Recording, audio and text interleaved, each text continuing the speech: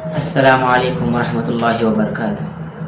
بسم اللہ والحمد للہ والصلاة والسلام علی رسول اللہ، اما بعد۔ آج حجاب کے معاملے میں اسکول کی طالبات کے تعلق سے جو اعلیٰ عدالت کا فیصلہ آیا ہے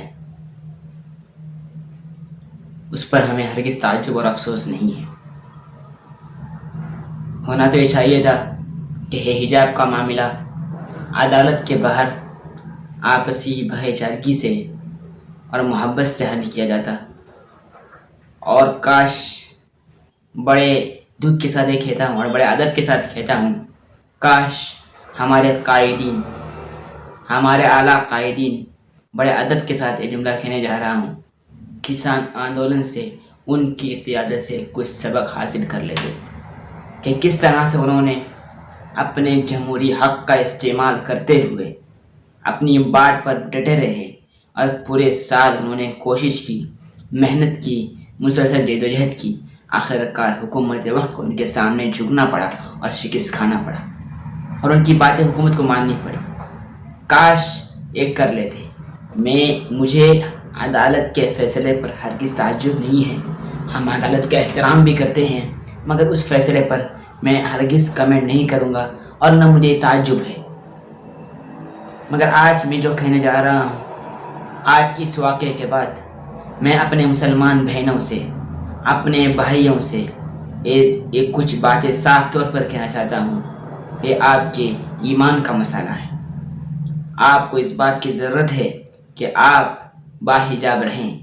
میں میری بہنوں سے بڑے ادباً کہتا ہوں کہ آپ باحجاب رہیں، جہاں بھی نکلے آپ باحجاب جائیں، یا ایسا برقع بھی نہ پہنیں جس سے جسم کی ساخت ظاہر ہوتی ہو۔ ڈھیلے کپڑے پہنیں، ڈھیلے برقعے پہنیں۔ آپ کوئی ایسا رخ اختیار کر کے، کوئی ایسی شکل اختیار کر کے باہر ہرگز نہ جائیں جس کی وجہ سے آپ پر کوئی غلط نگاہ کرنے والا، کوئی گنڈا آپ کو ستا سکتا ہو۔ آپ صاف طور پر اس بات کو ذہن نشین کر لیں کہ ہم کو اس ملک میں اپنی صحیح اسلامی تشخص کے ساتھ رہنا ہے۔ ہم کسی بھی سلسلے میں، ذرا سے بھی سلسلے میں کمپرومائز کرنے کے لیے ہرگز تیار نہیں ہیں۔ اور میں ان باحجاب خواتین کو، ان باحجاب بہنوں کو سلام کرتا ہوں جنہوں نے امتحان میں بیٹھنے کی اجازت نہ دینے پر امتحان کو ہی بائیکاٹ کر دیا۔ بھلے ہی ان کی تعداد کم ہے مگر وہ قابل تعریف ہیں۔ ان کو دیکھا دیکھی ایک جذبہ دوسروں کے اندر بھی منتقل ہو سکتا ہے، اور ہوگا انشاءاللہ۔ جو میں یہ بات کہہ رہا تھا کہ ہم اس ملک میں اپنے پورے دینی شاعر کے ساتھ زندہ رہیں گے، پوری ملی تشخص کے ساتھ زندہ رہیں گے، پوری اس شریعت کے ساتھ زندہ رہیں گے جو ہمیں ہمارے نبی نے ہم کو حکم دیا ہے، جو ہمیں شریعت نے سکھایا ہے۔ میں اپنے مسلمان بھائیوں سے بھی کہوں گا، تمام مسلمان بھائیوں سے کہوں گا کہ کچھ سبق حاصل کرو ہمارے سکھ بھائیوں سے، کچھ سبق حاصل کرو ان سے، اور داڑھیوں کو بڑھاؤ، داڑھیوں کو بڑھاؤ، اپنے چہروں پر داڑھی رکھو، نبی کی سنت کو زندہ رکھو، اپنے آپ کو مسلمان کی طرح بناؤ، سچے ایمان والے کی طرح بناؤ، اپنا حلیہ ویسے بناؤ، دیکھتے ہی سمجھ لے ہاں یہ سچا ایمان والا ہے، یہ کبھی غلط نہیں ہو سکتا۔ اب اپنی حالت کو تو بدلو، اپنی تشخص کو تو بدلو، اپنے اندر اسلامی تشخص کو بیدار کرو، ایک ایمانی اہمیت کو بیدار کرو۔ ہم بڑے احترام کے ساتھ اس بات کی ڈس ایگری کرتے ہیں، اس بات سے ہمارے عدم اطمینان کا اظہار کرتے ہیں کہ جو کہتے ہیں کہ اسلام میں حجاب کا کوئی اہمیت نہیں ہے، اس حجاب اسلام کا لازمی جز نہیں ہے۔ آپ دیکھ لیجئے تو سورہ نور کی آیت اٹھا کر پڑھ لیجئے، اب سورہ احزاب کی آیت اٹھا کر پڑھ لیجئے، یہاں پر آیت کوٹ کرنے کا موقع نہیں ہے۔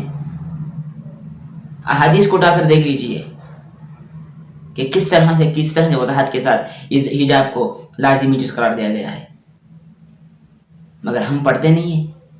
بعض نام نہاد مسلمان چینلوں پہ آ کے بیان دے دیتے ہیں کہ اسلام حجاب ضروری نہیں ہے، اور مجھے شرم آتی ہے ان مولویوں پر بھی جن سے جب ان سے پوچھا جاتا ہے، اینکر پوچھتا ہے کہ کیا حجاب اسلام کا لازمی جز ہے، تو وہ دلیل کرنے کے بجائے کانسٹیٹیوشن کا حوالہ دیتا ہے۔ ٹھیک ہے، کانسٹیٹیوشن کا بھی حوالہ دیجیے، مگر قرآن کی آیت پڑھ کر آپ کانسٹیٹیوشن کا حوالہ دیجیے، آئین کا حوالہ دیجیے، اس لیے کہ ہمارا آئین اتنا خوبصورت ہے کہ وہ تمام مذاہب کو قبول کرتا ہے۔ آئین میں تو اس کے بارے میں وضاحت ہے ہی، مگر آپ کو آپ کا قرآن بھی حکم دیتا ہے۔ آپ سے جب آئین کے بارے میں پوچھا جائے تو آئین کے بارے میں کہیے، مگر آپ اسلام کے بارے میں پوچھا جا رہا ہے، بڑے بڑے داڑھی رکھ کر، بڑے بڑے ٹوپیاں پہن کر، بڑے بڑے پکڑیاں پہن کر چینلوں پہ آتے ہیں اور اسلام کا نام بدنام کرتے ہیں۔ کیا آپ مسلمان ہیں؟ اور سب سے اہم بات، ہماری بے حسی کہاں سے جا پہنچی؟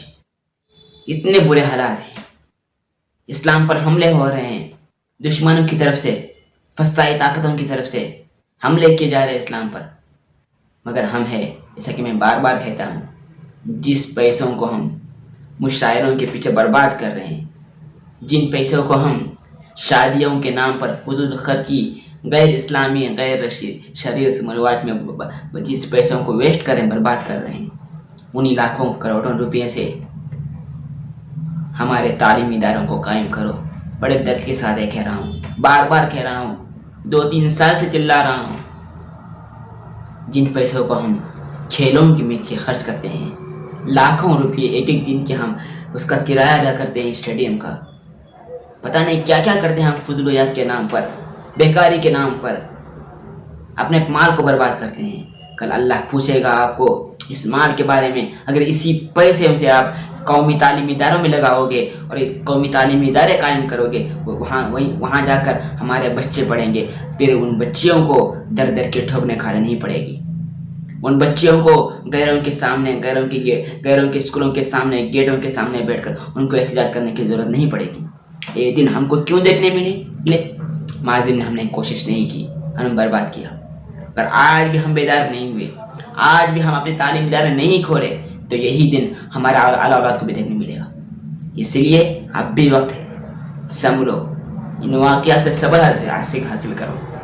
یہ اللہ کی طرف سے مار ہے، ایک ہم کو متنبہ کرنے کے لیے، ہم کو جگانے کے لیے۔ باقی شریعت کا معاملہ ہے، دنیا کی کوئی طاقت اس کو ختم نہیں کر سکتی۔ جو مسلمان اپنے آپ میں ٹھان لیتا ہے کہ میں شریعت پر 100% شریعت کا پابند بنوں گا، دنیا کی اسے کوئی طاقت نہیں روک سکتی۔ اور کیا حجاب پر لوگ لگائیں گے؟ ہم حجاب سے زیادہ اہمیت، ہم تعلیم سے زیادہ اہمیت اپنے حجاب کو دیتے ہیں۔ وہ تعلیم کیا کام کی؟ وہ تعلیم کو ہم کچھ نہیں سمجھتے، اس تعلیم کو ہم جہالت سمجھتے ہیں، جو ہم کو ہمارے شریعت سے دور کر دیتی ہے، جو ہم کو ہمارے نبی سے دور کر دیتی ہے، جو ہم کو اپنے اللہ سے دور کر دیتی ہے، جو ہم کو اپنے قرآن سے دور کر دیتی ہے، جو ہمیں اپنے نبی کی تعلیمات سے دور کر دیتی ہے۔ حجاب تو اللہ کا حکم ہے، یا قرآن میں ہے، اسلام کا لازمی جز ہے۔ اور لوگ کہتے ہیں وہاں کی بیٹیاں نہیں پہنتی، وہاں کی عورتیں نہیں پہنتی، وہ ان کا اللہ کا معاملہ ہے، وہ اللہ دیکھ لے گا۔ ہم کون ہوتے ہیں ان کے فیصلے کے بعد ان کے بارے میں فیصلہ کرنے والے، ان کے بارے میں کمنٹس کرنے والے؟ اور جو پہننا چاہتی ہے آپ ان کو کیوں روک رہے ہیں؟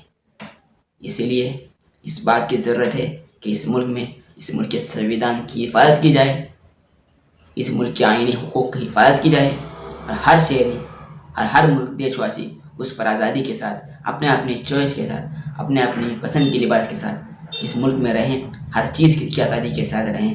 کوئی کسی پر پابندی نہ ہو کہ کون کیا کھائے گا، کون کیا پہنے گا، کون کیا بولے گا۔ سنویدھان کے دائرے میں سب کچھ کر سکتا ہے، اس بات کی اجازت اس دیش کا سنویدھان دیتا ہے۔ مجھے دیجیے اجازت، السلام علیکم۔